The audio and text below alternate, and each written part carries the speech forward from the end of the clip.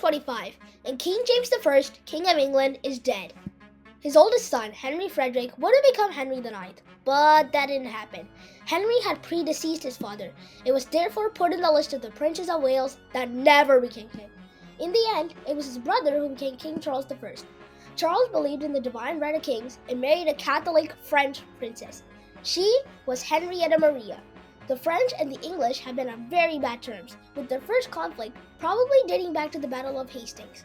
And the English had been on super bad terms with the Pope, ever since Henry VIII split the church and never defended Pope Clement VII. But Charles really wanted this one, so when he married Henrietta, the people of England were hopping mad.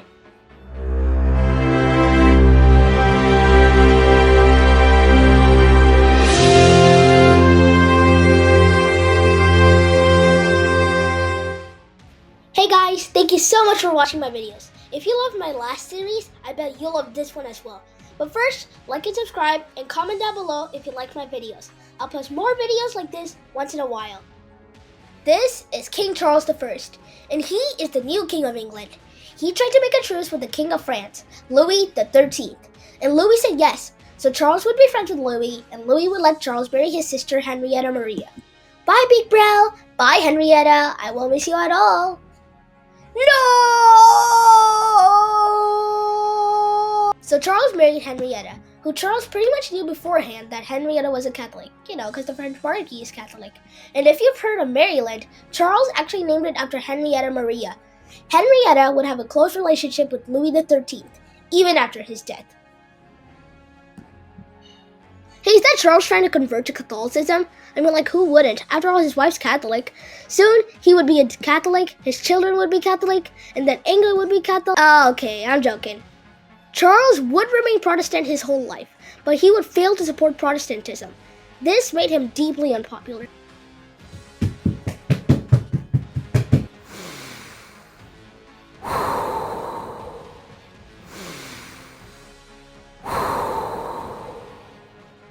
We need your help. There's been a war going on ever since you were 18, and we don't have allies. Will you help us? Sure. Oh, great. Gustavus Adolphus is trying to invade and conquer Denmark. This is why we're in need of allies.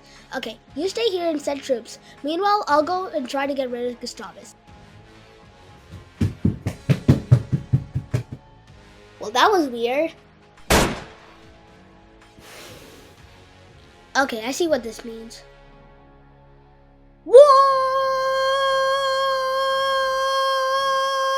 The 30 Years' War had begun. Well, it began during James I's reign. It's 1629 though. The 30 Years' War started back in 1618. So let's get back to meddling in, current affairs. Charles still believed in the divine right of kings. He was beginning his descent into tyranny. He thought that he was the supreme ruler of England and didn't rule with Parliament. Hey Parliament, seems like you need a lot of rest. How about I disband you guys? After all, kings are the supreme ones. Oh, no you don't.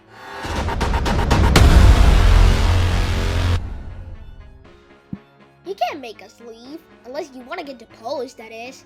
Well, you can't make me let you stay, unless you want to get executed. Fine. Charles I had dissolved Parliament. This had started the 11 Years' Tyranny, in which Charles would rule without Parliament before recalling it in 1640. I know what you're thinking. Why? Why?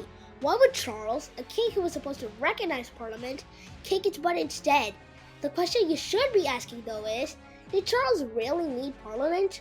The answer to that is yes and no. You see, Charles still believed in the divine right of kings, so no.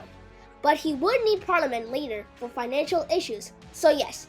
This would spark the English Civil War, a war that would be a lifelong conflict between Cromwell and Charles, a war that would become three, and a war that would get rid of Charles I entirely.